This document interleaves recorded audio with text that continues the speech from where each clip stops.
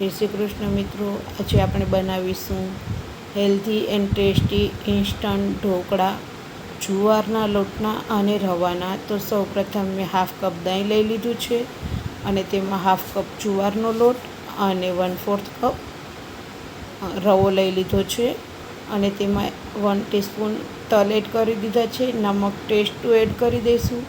1/4 ચમચી જીરું આખું એડ કરી દઈશું અને ચપટી અજમા એડ કરી દઈશું, એ પણ આખા જ. ચપટી હિંગ એડ કરી દઈશું અને 1 ટીસ્પૂન ખાંડ એડ કરી દઈશું અને હવે બધું મિક્સ કરી લઈશું. અને હવે હાફ કપ આપણે તેમાં જ પાણી લીધું છે, જોઈએ તે પ્રમાણે આપણે ઉમેરતા જઈશું. અને હાફ કપ આપણે પાણી જોયું છે, હાફ કપ દહીં અને હાફ કપ પાણી. જુવાર આપણે લોટ હોય એ પ્રમાણે આગળ પાછળ પાણી જોઈએ, પણ અત્યારે હાફ કપ દહીં અને હાફ કપ પાણી જોયું છે.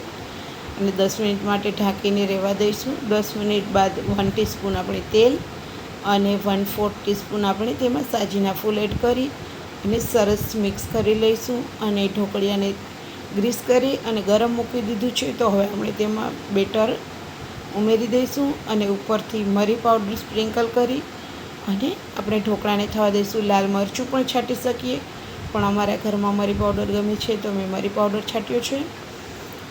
અને હવે આપણે તેને 15 થી 20 મિનિટ માટે થવા દઈશું. 15-20 મિનિટ પછી આપણે જોઈ લઈશું તો જુઓ ઢોકળા સરસ ચડી ગયા છે. તો હવે આપણે ગેસને બંધ કરી દઈશું અને ગરમા ગરમ સર્વ કરીશું. તમે બધા પણ એકવાર જરૂરથી ટ્રાય કરજો અને મારી ચેનલને લાઇક, શેર અને સબસ્ક્રાઈબ કરી દેજો. ઉપરથી આપણે સિંગ તેલ એડ કરીશું. ઠંડા પણ ખાઈ શકીએ અને ગરમ પણ ખાઈ શકીએ. અને આવી જ મારી નવી રેસીપી જોવા માટે મને કોમેન્ટમાં જણાવજો કે તમારે કઈ રેસીપી જોઈ છે. Thank you.